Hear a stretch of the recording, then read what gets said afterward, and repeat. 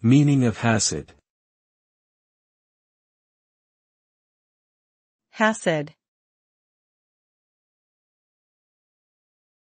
Hasid. Hasid.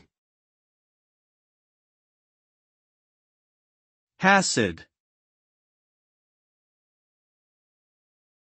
The word Hasid is a Hebrew term that means pious or devout. It originated from a Jewish religious movement in the 18th century Eastern Europe known as Hasidic Judaism. Hasidim are followers of this movement, which emphasizes the importance of spirituality and joyfulness in serving God.